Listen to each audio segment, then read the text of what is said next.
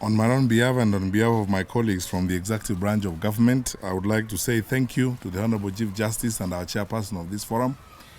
We have participated here and we have been asked both by our chairperson and the IBC to ensure that we do our work effectively to support the conduct of free and fair elections. I would like to assure the country that we are prepared on our part and we are going to increase the energy and the focus we put on preparations for elections. Shortly, we will be adding 5,500 police officers who are coming out of college shortly and 300 specially trained cadet police officers who will work and beef up the work of the IBC to conduct the elections. We have not only increased personnel, but we have increased our acquisitions and are ready to support the IBC and other agencies that are going to conduct elections. Needless to say that I need to emphasize this. We have shared information and we are going to continue to share information on the mapping we have done in the country, the various parts of the country that we think may have certain challenges of one kind or the other. And we are monitoring very closely activities, political activities that are going on across the country.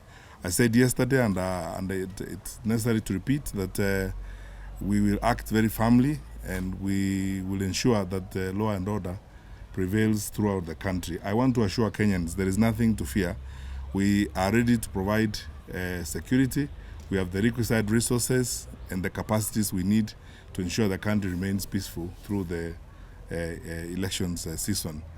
And those that are tempted to violate or break the law, we will do what we are required to do. We've taken counsel and very strict guidance from the Honorable Chief Justice and our colleagues on what we should do and how we should conduct our business. We will ensure that that is done. And this is not going to have regard to status. It's not going to have regard to positions. I need to say this. We have noted cases of some skirmishes and violence in parts of the country involving campaign meetings and so on. No one is allowed to do this. We have taken people to court this morning over the incident that took place in Busia. We have taken a senator to court this morning over an incident that happened in Anyuki. We will not accept these kinds of behavior across the board. We must obey the law. No one needs anyone's permission to go anywhere in the country as long as you are a citizen of this country. Our constitution guarantees freedom of association, expression, and we should all move around the country freely as an independent country and as a honest and responsible people. So let people go out there and speak to Kenyans freely without any intimidation and so on.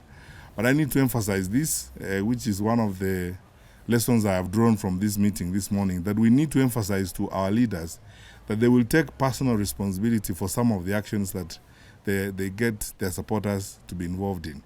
And where need be, we will be presenting both to the relevant agencies evidence and information we have of individual political actors who are engaged in incitement and who are mobilizing groups of people to disrupt meetings.